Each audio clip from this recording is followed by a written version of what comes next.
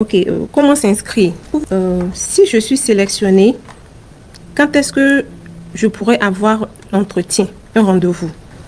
Quelles sont les recommandations par rapport au format de la photo? Ok, dois-je mettre le nom de tous les membres de ma famille, même si ceux-ci ne voyagent pas avec moi? Oui. Je voudrais savoir si quelqu'un a déjà été sélectionné, mais qui n'a pas encore passé son interview, peut toutefois jouer au programme suivant. J'aimerais savoir si un étudiant qui n'a pas d'expérience professionnelle peut être sélectionné et voyager, obtenir un visa et voyager. Bienvenue à ce Facebook Live depuis l'ambassade des États-Unis d'Amérique à Cotonou. Je suis le consul à l'ambassade. Le live d'aujourd'hui se déroulera en deux phases essentielles. Dans un premier temps, je ferai la présentation du programme de visa de diversité 2025 et ensuite mon collègue ici, présent, répondra à vos diverses questions. Le programme de visa de diversité permet aux ressortissants de pays ayant un faible taux d'immigration vers les États-Unis et qui répondent aux critères d'admissibilité de tenter leur chance pour obtenir un visa d'immigrant des États-Unis. Le site web dvprogram.state.gov est le seul moyen de participer. Lisez les instructions du programme à l'adresse travel.state.gov/dv. Je vous remercie pour votre attention. Nous allons présent répondre à vos questions. Bonne chance. Comment jouer? L'ambassade des États-Unis à Cotonou peut-elle nous aider à faire l'inscription à la loterie Visa? Si oui, quels sont les jours où nous pouvons passer pour le faire? D'abord, malheureusement, l'ambassade n'organise pas les inscriptions. Vous ne pouvez pas passer à l'ambassade pour faire les inscriptions. Cependant, l'inscription est très simple à faire. Vous pouvez la faire depuis votre téléphone Android ou bien avec votre ordinateur personnel. Et sachez que le site légal pour faire cette inscription, c'est bien sûr dvprogram.state.gov. Et nous vous conseillons de lire les instructions avant de commencer à renseigner le formulaire. D'accord? Le formulaire se trouve sur le site travel.state.gov/dv. Et sachez qu'il y a deux critères essentiels pour être éligible. Le premier critère, c'est être né dans un pays éligible. Et le deuxième critère, c'est avoir le baccalauréat. Le Bénin, comme la plupart des pays de l'Afrique de l'Ouest, sont éligibles à la DV Lottery, sauf le Nigeria. Et si vous allez sur le site des instructions, sur le site web où se trouvent les instructions, vous trouverez la liste de tous les pays qui sont éligibles et ceux qui ne le sont pas. Ok, comment s'inscrire? Pour vous inscrire, vous avez besoin d'une adresse email personnelle à vous et que vous devez maintenir active durant tout le processus. Vous avez aussi besoin d'une photo récente qui a été prise durant les 6 derniers mois, parce que si vous utilisez par exemple la photo que vous avez utilisée pour jouer à la loterie l'année dernière, vous serez tout simplement disqualifié. Il faut utiliser une photo récente. Et comme je l'avais dit plus haut, il faut avoir le baccalauréat, ou l'équivalent d'un diplôme qui vous donne accès à l'université. En plus de cela, il vous faudra inscrire votre conjoint. Si vous êtes légalement marié, il vous faudra inscrire votre conjoint et tous vos enfants de moins de 21 ans qui ne sont pas mariés, même si ceux-ci ne voyagent pas avec vous. S'ils n'immigrent pas avec vous au moment de la demande de visa, vous devez quand même les ajouter. Ok. La question suivante, je voudrais savoir si le visa de diversité est encore appelé l'autovisa. C'est exactement la même chose. Le visa de diversité est encore appelé loterie visa ou communément l'autovisa. Okay. Nous allons prendre des questions en ligne. Sinon, je vais continuer avec une troisième question qui avait été posée avant le début du live. J'aimerais savoir si un étudiant qui n'a pas d'expérience professionnelle peut être sélectionné et voyager, obtenir un visa et voyager. Si vous êtes un étudiant, donc on suppose que vous avez votre baccalauréat. Le baccalauréat est le niveau d'éducation minimum dont vous avez besoin pour être qualifié. Vous n'avez pas besoin d'expérience professionnelle. Avec votre bac, vous pouvez être qualifié et obtenir votre visa et voyager. Une question qui vient juste d'être posée. Quelles sont les recommandations par rapport au format de la photo? Voilà. Quand vous allez sur le site de remplissage du formulaire, c'est-à-dire DV Programme avec un seul M, .state.gov, il y a un lien qui est juste avant le formulaire. Quand vous cliquez sur ce lien, il vous conduit sur un site sur lequel vous avez toutes les informations nécessaires pour pouvoir obtenir une photo convenable. Il y a toutes les informations par rapport à la qualité de la photo et par rapport à la taille qu'il faut.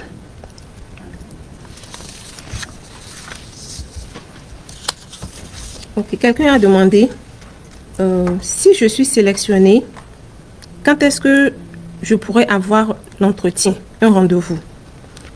Quand vous êtes sélectionné, à partir du moment que vous êtes sélectionné, vous devez communiquer avec le KCC avec votre adresse email. Et lorsque votre numéro de dossier arrive à un niveau où il est prêt à être programmé, le KCC va vous envoyer une notification dans laquelle elle vous dira le jour et l'heure de votre entretien à l'ambassade. Il vous sera aussi fourni la liste des pièces à préparer avant de venir à l'entretien. Une autre question. Pouvons-nous utiliser la carte CIP à défaut du passeport? Ça, c'est une très bonne question. Pour le programme de DV 2025, vous n'avez pas besoin de passeport. Il y a environ 2 ou 3 ans, le passeport était nécessaire afin de remplir le formulaire. Mais à partir de maintenant, vous n'avez pas besoin de passeport. Vous pouvez remplir votre formulaire sans numéro de passeport. Il n'y a pas de problème. Quelqu'un a demandé c'est quoi le case number.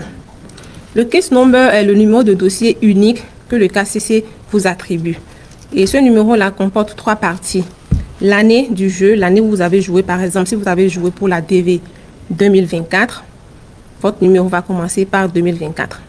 Il sera suivi de 2 lettres, AF, pour signifier que vous venez de l'Afrique, et un autre numéro, un autre chiffre qui sera le numéro de série que le KCC vous aura attribué.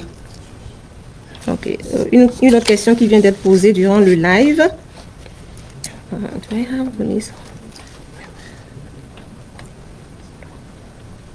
Ok, dois-je mettre le nom de tous les membres de ma famille, même si ceux-ci ne voyagent pas avec moi? Oui, il est nécessaire de mettre tous les membres de votre famille.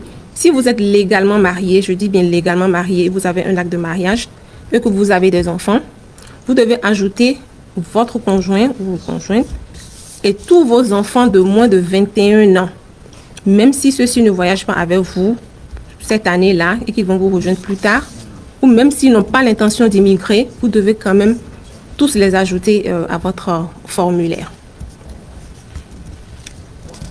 Je voudrais savoir si quelqu'un a déjà été sélectionné, mais qui n'a pas encore passé son interview, peut toutefois jouer au programme suivant.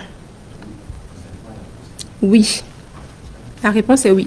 Si par exemple vous avez joué à la DV 2024 et que vous n'avez pas encore obtenu votre rendez-vous et que la DV 2025 vient de commencer, vous pouvez toutefois jouer à la loterie Visa 2025 parce que cela ne constitue pas une double inscription puisque vous vous êtes inscrit pour 2 programmes différents, l'un 2024 et l'autre en 2025. Et si d'aventure vous n'obtenez pas, si malheureusement vous n'obtenez pas un rendez-vous pour la DV 2024 et que vous êtes encore sélectionné pour le programme suivant, peut-être que vous pourrez obtenir un rendez-vous et venir à votre entretien. Ok, une autre question qui vient juste d'être posée.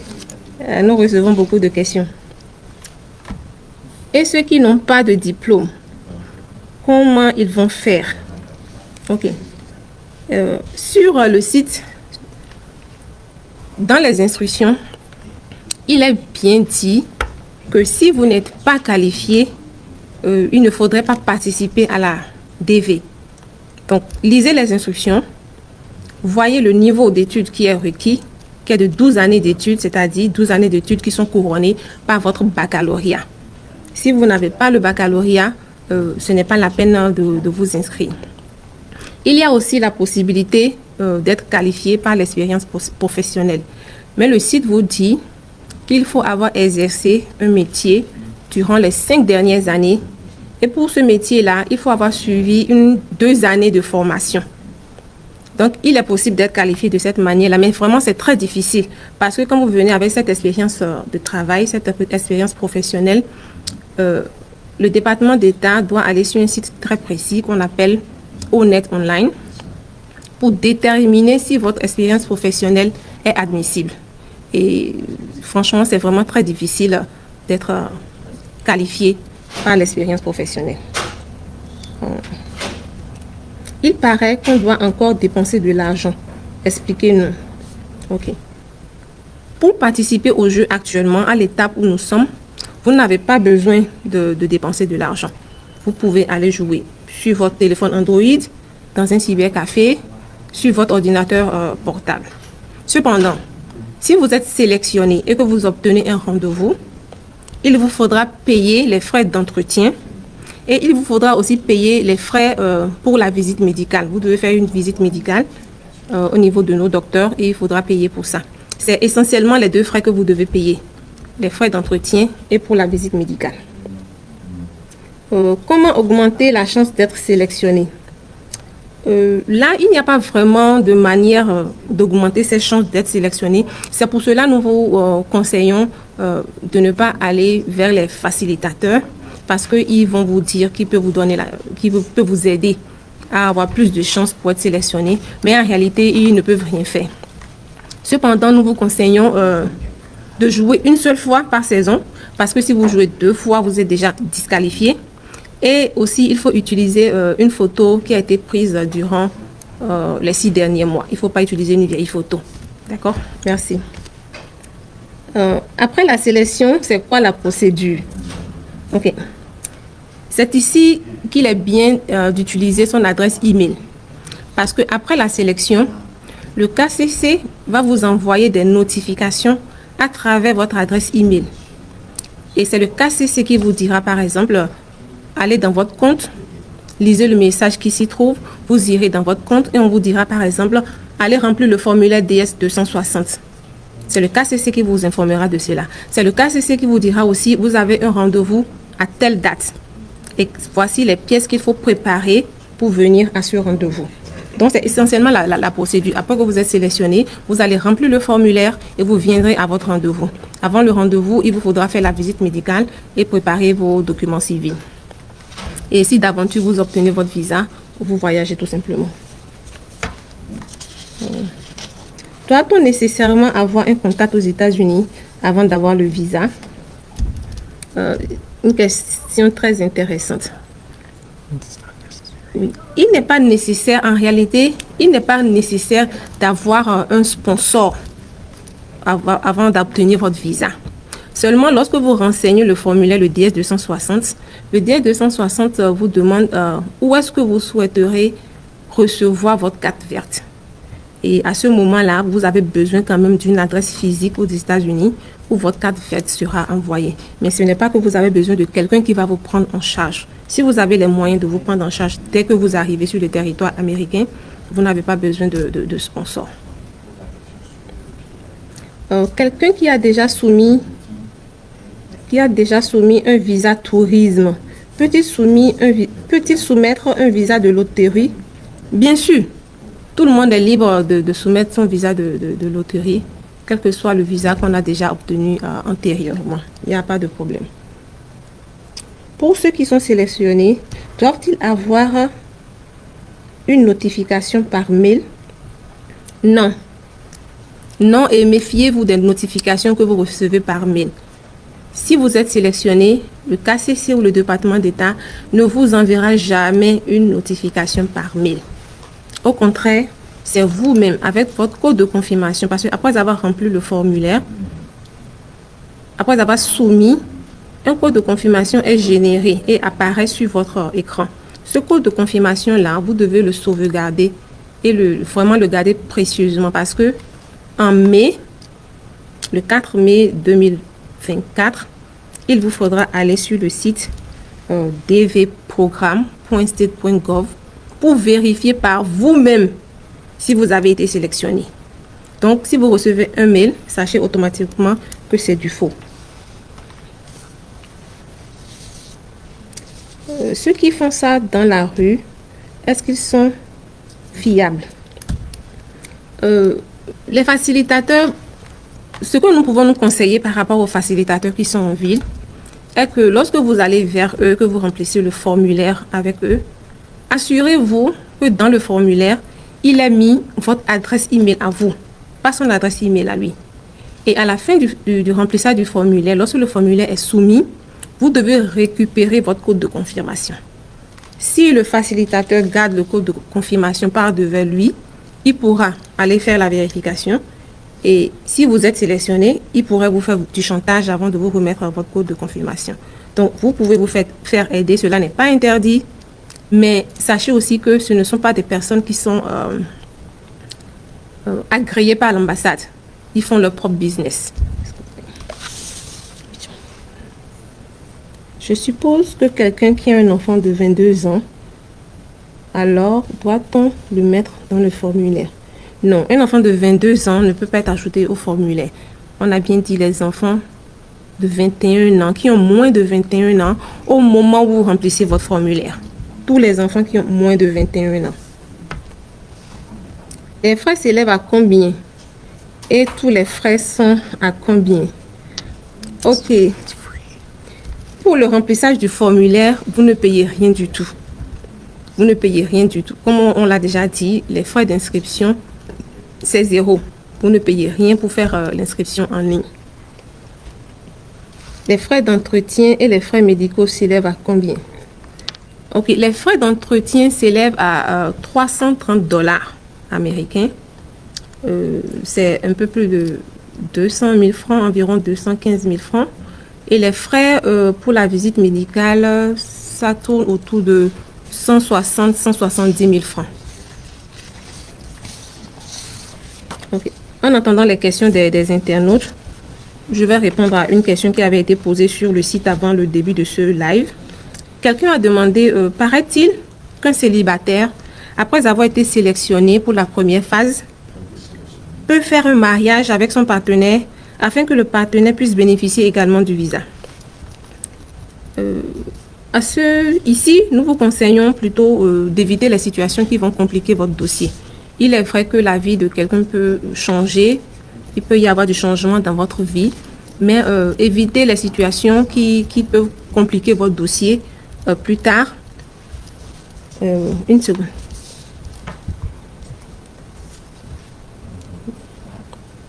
Ok. Quelqu'un a demandé quelles sont les erreurs que les postulants font la plupart du temps. Voilà, les erreurs que les postulants font la plupart du temps, par exemple, il y a certains qui choisissent le mauvais pays de chargeabilité. Le pays de chargeabilité, c'est le pays dans lequel vous êtes né.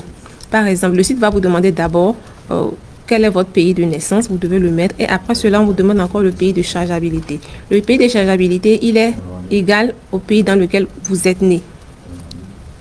Une autre erreur que les internautes commettent souvent, lorsqu'ils remplissent le formulaire, lorsqu'ils écrivent leur nom, par exemple, au Bénin, nous avons des noms qui sont très longs. On a le nom de famille et peut-être 4 ou 5 prénoms. Certains vont écrire juste le nom de famille et écrire le premier prénom. Il ne faut pas procéder ainsi. Quand vous écrivez votre nom de famille, écrivez tous les autres prénoms sur le formulaire.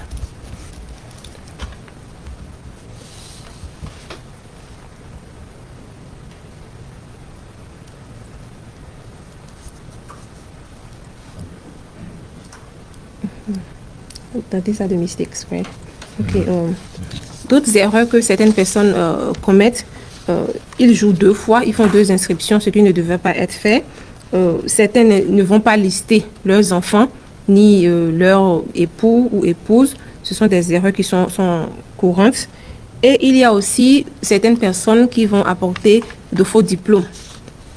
C'est quelque chose qu'il ne faut pas faire. Une autre question ici. Quelqu'un qui a été sélectionné avec une date de naissance erronée, peut-on continuer la procédure en remplissant le formulaire DS 260 avec quelle date de naissance? erronée ou la vraie. Vous devez remplir le formulaire DS-260 avec votre vraie date de naissance.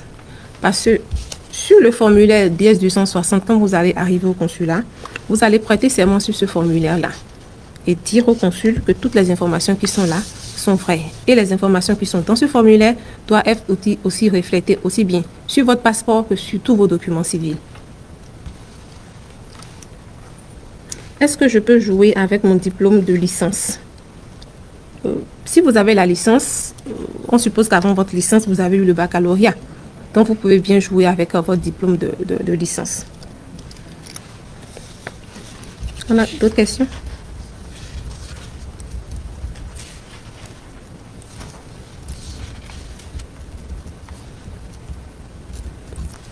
Je voudrais savoir si quelqu'un qui a été sélectionné et qui n'a pas encore... on a déjà répondu à cette question. Quelqu'un a demandé si j'ai été sélectionné, combien de temps je dispose pour quitter le Bénin. Voilà. Après votre sélection,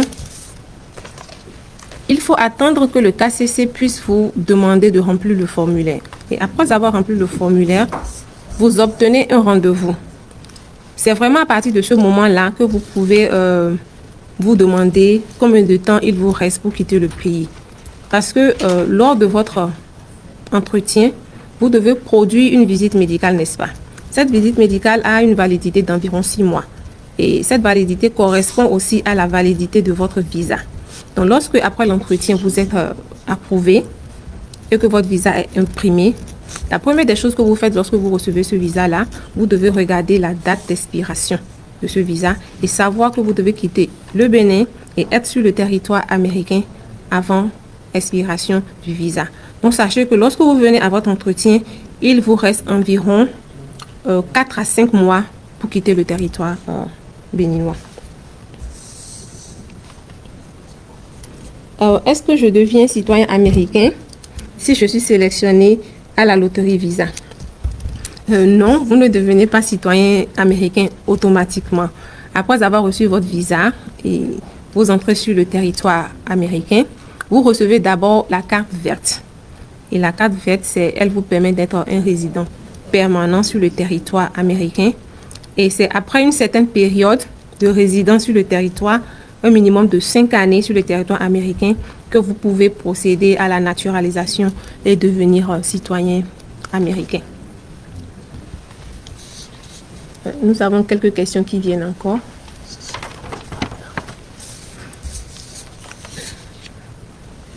Si ton papa est américain, peut-on jouer à la loterie Visa? Bien sûr, bien sûr. Si votre papa est américain, c'est vrai qu'il y a pour vous une autre procédure pour aller aux États-Unis et immigrer. Mais vous pouvez aussi jouer à la loterie Visa. Ça pourrait être une procédure plus rapide, on ne sait jamais. Pour celui qui a fait la procédure et qui n'a pas pu obtenir le visa pour cause de faute d'informations complémentaires, est-il capable de jouer encore? Bien sûr. Si par exemple vous avez joué à la loterie Visa 2023 et que vous avez été sélectionné, mais que avant la fin du programme, vous n'avez pas obtenu le visa parce qu'il vous manquait quelque chose, évidemment, vous pouvez très bien jouer les saisons qui suivent. Il n'y a pas de problème. Encore des questions?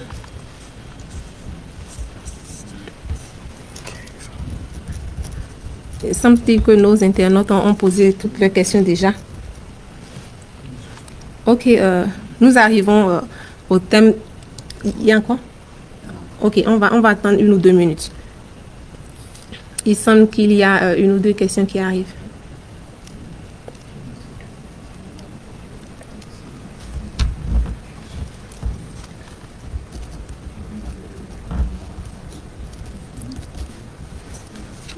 Nous allons prendre une dernière question. 2, d'accord. 2 dernières questions et conclure ce Facebook Live.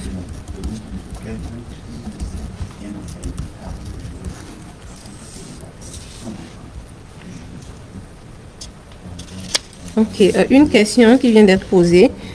Je suis béninois, mais je vis au Nigeria. Est-ce que je peux jouer? Oui, si vous êtes béninois et que vous vivez au Nigeria, vous pouvez très bien jouer. Comme on l'a dit, c'est le pays de chargeabilité, c'est le pays dans lequel vous êtes né. Si vous êtes né au Bénin et que vous êtes allé vous installer au Nigeria, vous êtes libre de jouer. Cependant, si vous êtes né au Nigeria, il y a des conditions dans lesquelles vous pourrez être éligible. Sinon, normalement, quand vous êtes né au Nigeria, par exemple, si vous êtes né au Nigeria à un moment où vos parents étaient installés là-bas, vos parents ont immigré au Nigeria, ils travaillent là-bas, et vous êtes né, le Nigeria étant un pays inéligible, vous êtes automatiquement inéligible à la loterie Visa.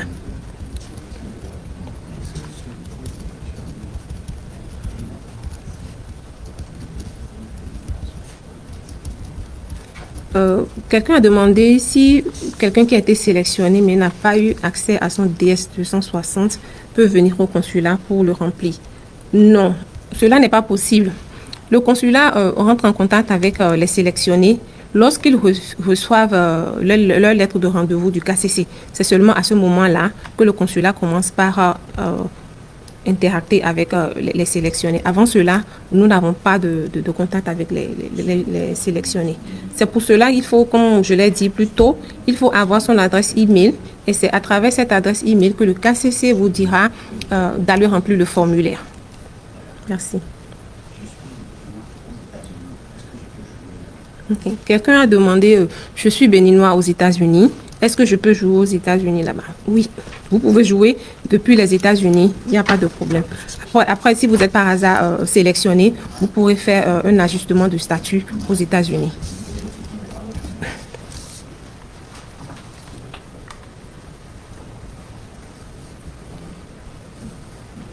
Ok. Quelqu'un qui a joué en tant que célibataire sans enfant, peut-il mettre son enfant après?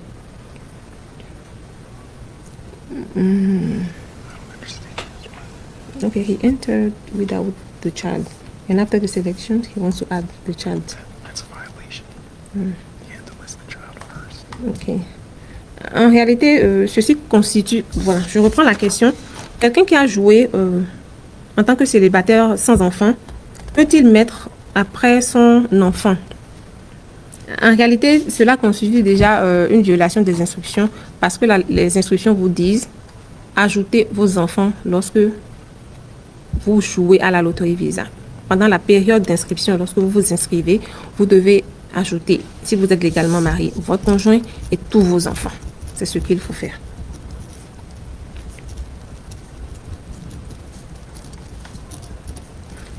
Cependant, je réponds toujours à la dernière question. Cependant, si après votre entrée, après la participation au jeu en tant que célibataire sans enfant, il advenait que vous ayez un enfant avant votre entretien au consulat, bien sûr, vous pouvez ajouter cet enfant-là à votre dossier de loterie Visa. Cela ne pose aucun problème. D'autres questions? Ok. Je crois que nous sommes à présent au thème des réponses aux questions. Nous vous remercions encore pour votre attention. Et si vous avez d'autres questions, vous avez besoin de plus d'informations, je vous donne ici notre adresse email à laquelle vous pouvez nous envoyer des emails pour obtenir plus d'informations. L'adresse email est ivcotonou, en un seul mot, ivcotonou@state.gov. Je répète, ivcotonou@state.gov. State s'écrit S-T-A-T-E, point, et gov s'écrit G-O-V. Merci beaucoup.